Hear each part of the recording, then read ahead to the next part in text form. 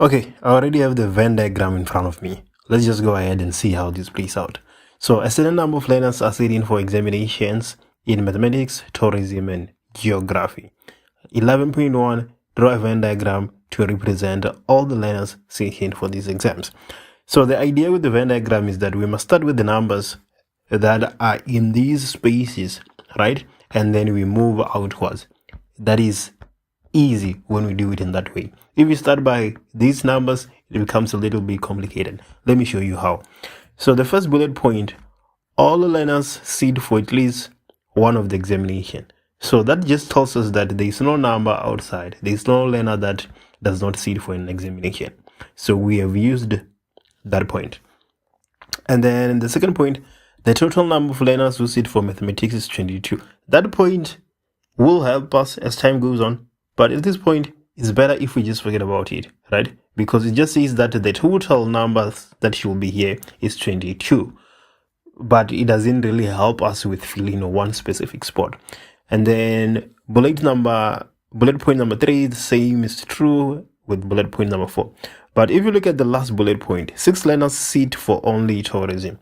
That point is useful because we know that here we have 6.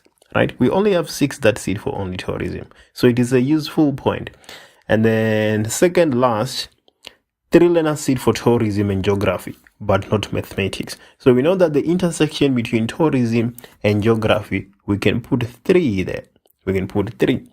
And then 4 learners sit for mathematics and geography, but not tourism. So in the intersection between mathematics and geography, we can put 4.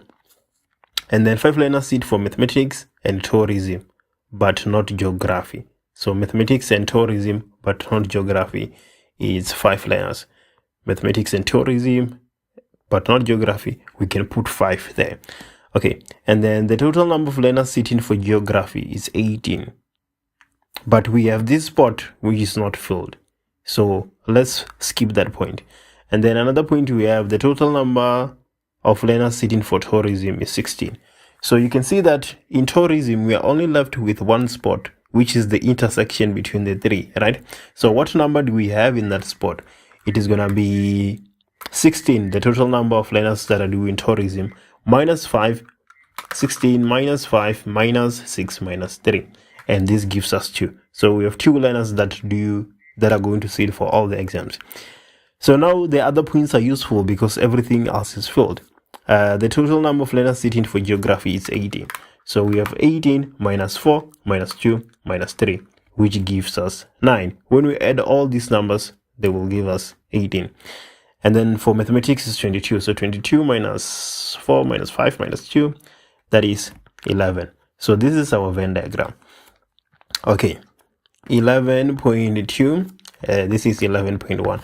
I don't think there should be any other alternative option here. That is the only thing you should have on your answer sheet. Nothing else, really.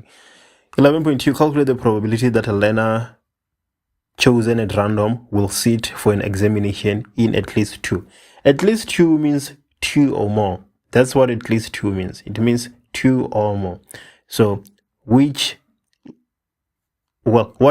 part of the Venn diagram are we interested in? 5 sit for math and tourism. We're interested in that. We're interested in that 3. We're interested in that 4. And we're also interested in that 2. Why? Because they do at least 2. They do 3. 3 is at least 2. Okay? So the probability is going to be equals to 5 plus 4 plus 2 plus 3. 5, 4, 3, 2. Okay, that is correct. And then we divide by the total number of learners that are sitting for the examinations. So 5 plus 4 plus 2 plus 3 plus 6 plus 9 plus 11. Let me just verify. Yeah, plus 9. Okay, so the total is 40. Yeah, the total is 40. So the probability is going to be 5 plus 4 plus 2 plus 3. This is 14. So we have 14 over 40. Let me just verify. 5, 4, 11, 14. Okay, so there we go. That is the answer to 11.2. 11.3 says that determine if the events of sitting for examinations in mathematics and sitting for examinations in tourism are independent. Support your answer with the necessary calculation. So for 2 events to be independent, we need the P of math and tourism to be equals to P of math multiplied by P of tourism. If this is the case, then we deem the events to be independent. So let's go ahead and see if this is true. So P of M and T. Let's go ahead and find P of M and T. So P of M and T is the intersection between tourism and mathematics, right? So it is 5 plus 2, right? Because 5 plus 2 lies on both of them. So we have 7 over 40. So 7 over 40, that is 0.175. And now let's find probability of math multiplied by the probability of tourism.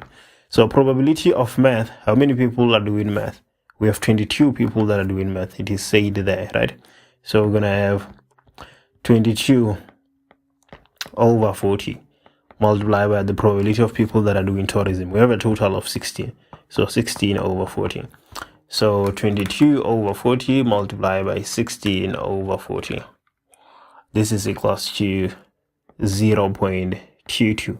Okay, clearly we can see that 0.22 is not equals to 0.175. So these two events are not independent, right?